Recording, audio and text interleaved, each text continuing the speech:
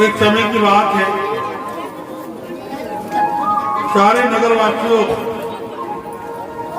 मिलकर हमेशा हर वर्ष इंद्र जी महाराज का पूजन करते हैं।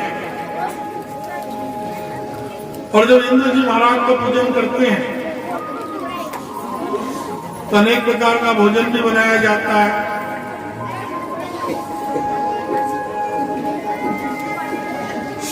गोकुल वृंदावन में जगह जगह तैयारियां हो रही है इंद्र के पूजन की, और इसलिए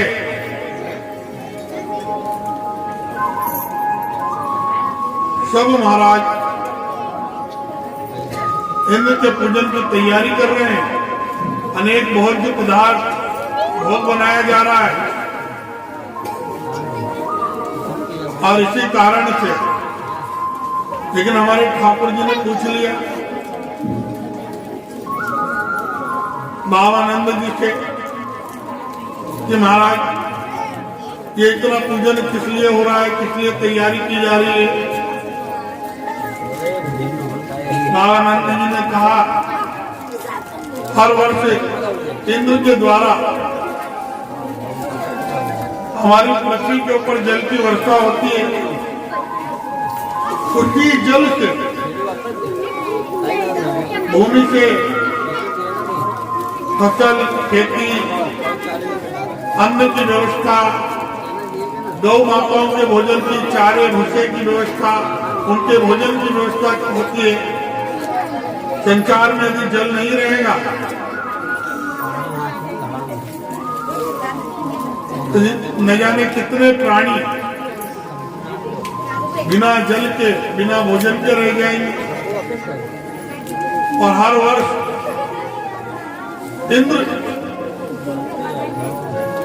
का पूजन इसलिए करते हैं कि हमें खूब जल मिले, अच्छी खेती हो, भोजन की व्यवस्था हो। तो हमारे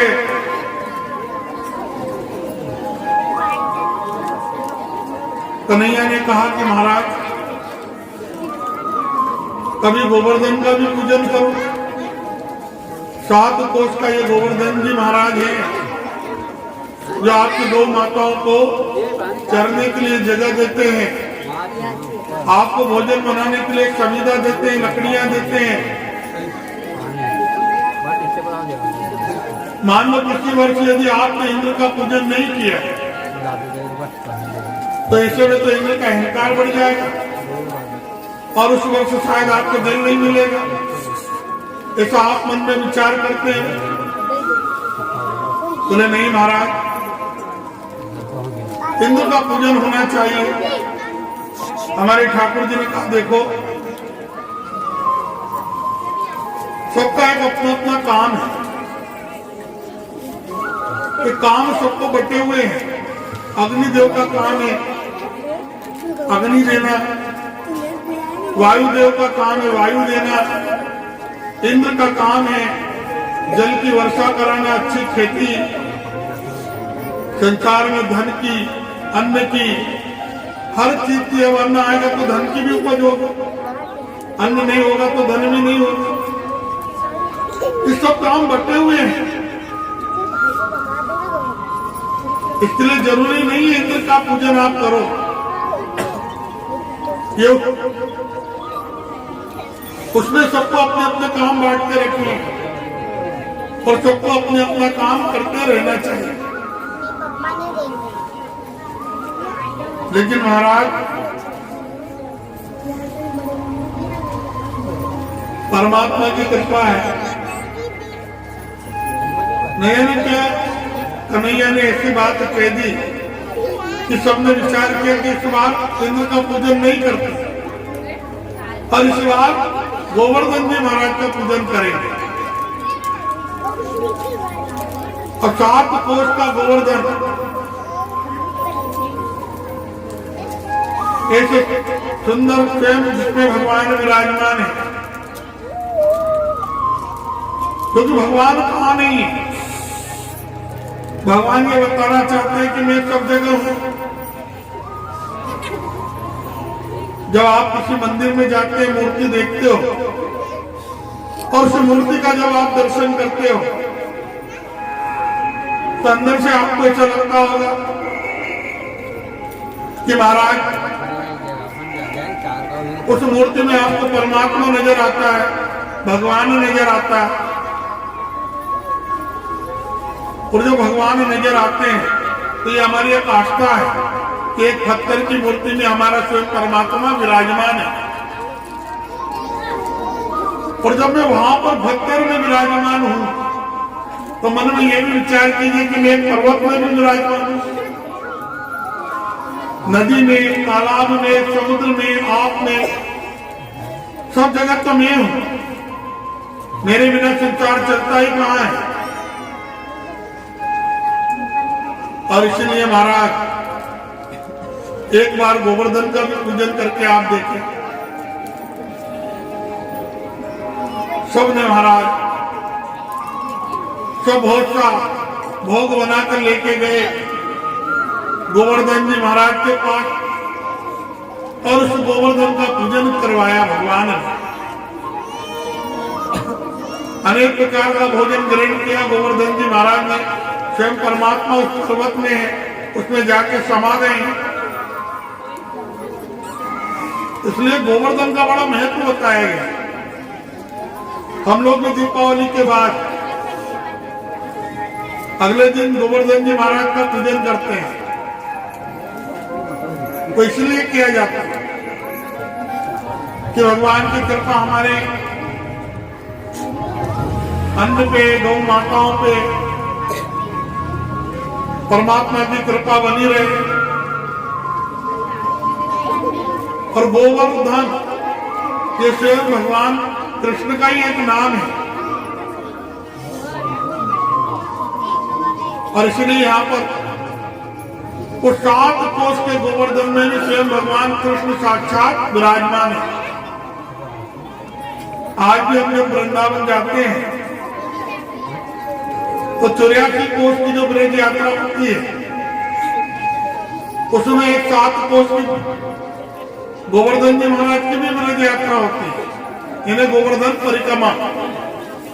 लोग तो लेटते लेटते दंडवत करते हुए जाते हैं क्योंकि स्वयं भगवान उसमें विराजमान है। उसका लोग परिक्रमा लगाते हैं जिसे हम गोवर्धन परिक्रमा कहते हैं। इधर गोवर्धन जी महाराज का पूजन हुआ और उधर इंद्र नाराज हो गए कि देखो आज गोकुल वृंदावन वासियों ने इस वर्ष मेरा पूजन नहीं किया, लेकिन छोटे से बालक के कहने पर इंद्र भूल गए कि स्वयं भगवान श्री नारायण है। और इसीलिए इंद्र जी महाराज ने अपने मेघदूतों को आदेश दिया कि इस बार अतिवृष्टि जल की वर्षा हो, यानी ज्यादा जल गिरे। और जब अतिवृष्टि जल की वर्षा हुई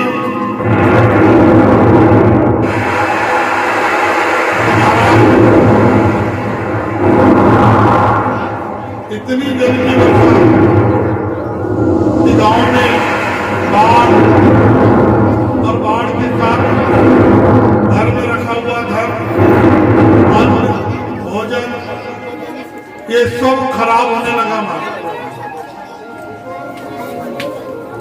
सब भगवान श्री ठाकुर जी के पास पहुंचे। बाबा आनंद से सबने कहा कि देखो एक बार हमने कन्हैया के कहने पर गोवर्धन का पूजन किया तो इंद्र इसका हमसे बदला ले रहा है। और इसलिए महाराज सब व्यवस्था बिगड़ गई है और वर्षा थोड़ी नहीं है, अतिवृष्टि जल की वर्षा कि घरों में, खेतों में सब पानी भर गया है। और इसीलिए हम पे परमात्मा कृपा करे, कोई ऐसा कर्म करे तो महाराज हमारे ठाकुर जी ने कहा कि जिस गोवर्धन का आप लोगों ने पूजन किया है वे गोवर्धन महाराज जी हमारी सहायता करेंगे। सारे नगरवासी कहां पहुंचे? गोवर्धन जी महाराज के पास। और गोवर्धन जी महाराज से निवेदन किया जब आपके हमें सहारा दो। और भगवान ने जैसे ही परमात्मा ठाकुर जी हमारे झुक गए और जैसे झुके 7 कोष का गोवर्धन पूरा की पूरा उठ के भगवान की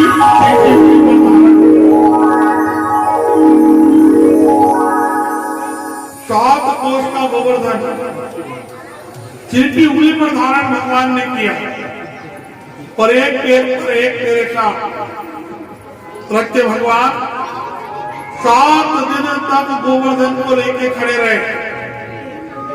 कोई छोटा बड़ा 2 किलो 4 किलो 10 किलो का पत्थर नहीं था महाराज, 7 कोष का गोवर्धन था।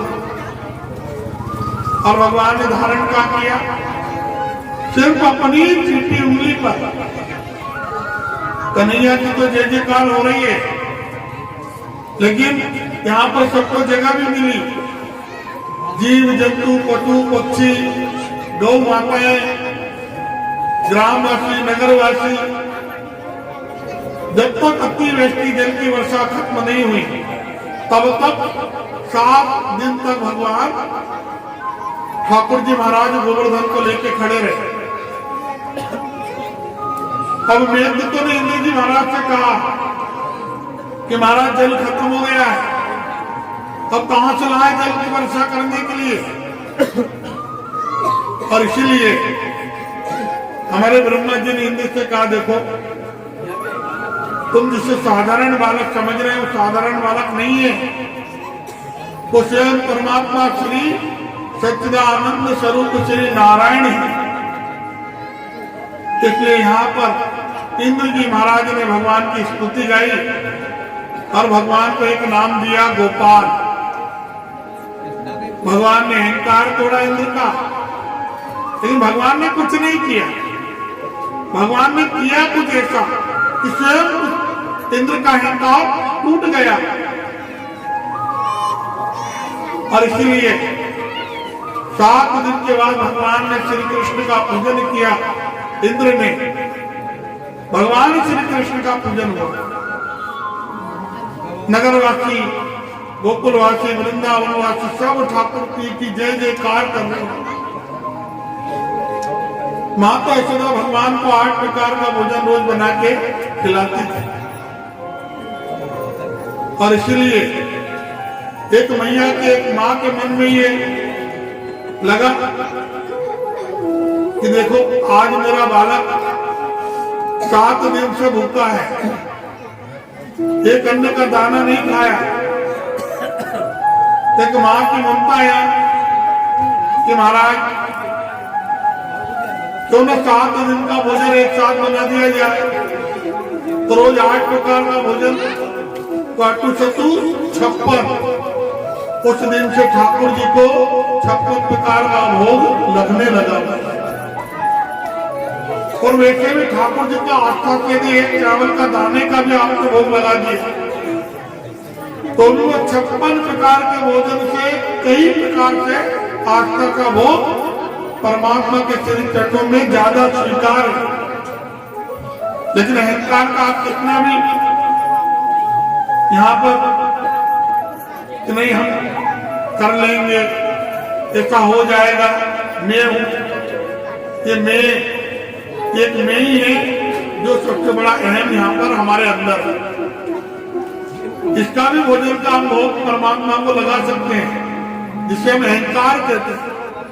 ये परमात्मा यदि हमसे कुछ लेना ही चाहता है तो हमारे अंदर जितना अहंकार है, ये जितना मैं, मेरा, तू, तेरा, मेरी जमीन जायदाद, खेती बाड़ी, मकान, गाड़ी, सब मैं जो दिया है परमात्मा तूने दिया है, और देने वाला भी तू है और लेने वाला भी तू ही है। महाराज माता ने 8 प्रकार का रोज के हिसाब से 56 प्रकार का यहाँ पर भोग लगा। कोई भोग लाए हैं तो थोड़ा सा भोग भगवान के सामने लगाइएगा।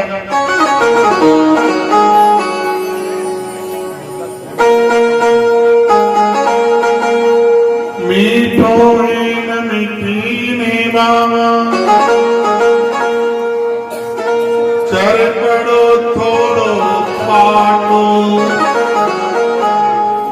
सोने की थाली में परोसो, दाल चांदी का बाटो। सावरिया निहार कर देखो कैया नाटो, भोग लगाओ श्याम धनी, बाकी भगतानी बाटो। आओ सावरिया देगा आओ, जीवो जीवो दिल लगाओ, एक छप्पन बोतई तारा टावरिया करे मन हारी। आओ आओ सावरिया देगा आओ, जीवो जीवो दिल लगाओ, एक छप्पन बोतैया तारा टावरिया करे मन हारी।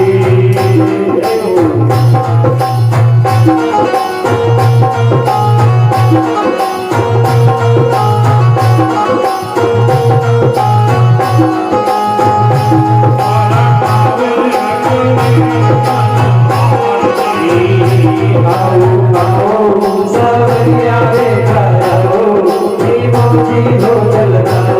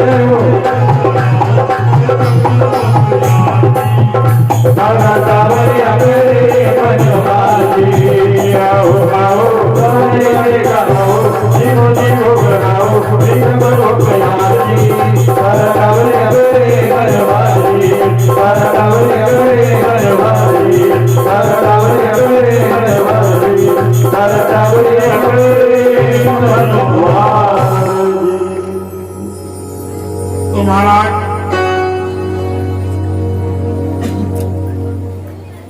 माता यशोदा ने हमारे भगवान के लिए 56 प्रकार का भोजन बनाया और 56 प्रकार के भोजन का भोग माता यशोदा ने भगवान ठाकुर जी के लिए। एक माँ की ममता है, भले भगवान खाए नहीं खाए, लेकिन माँ का कर्म जो था एक मन की ममता, इतना प्रेम करती थी मैया यशोदा। वैसे तो माँ यशोदा ने जन्म नहीं दिया है और मालूम भी नहीं है, लेकिन कितना प्रेम, और ये प्रेम ही था जो ठाकुर जी को खींचकर हमारे पास लेके आता है। भगवान को जीतने का यदि सबसे कोई सरल तरीका है तो वो प्रेम है। आपकी धन, आपकी दौलत, आपका रुपया, आपका पैसा आपकी जमीन, आपकी जायदाद, इससे आप परमात्मा को नहीं ना खरीद सकते हो ना जीत सकते हो, क्योंकि ये सब जो आपके पास में है ये भी दिया हुआ परमात्मा का ही है। लेकिन जितना आपको दिया है तो उसमें बताया गया है कि भगवान की श्रद्धा से जो कुछ हमें मिलता है और जो मुनाफा होता है उसमें के दान धर्म पुण्य जो हमसे बने वो समय पे करना चाहिए। और इस कलयुग में तो अन्न दान सबसे बड़ा दान बताया गया है। चाहे वो कोई अन्य क्षेत्र चल रहा हो या किसी कोई घर आ जाए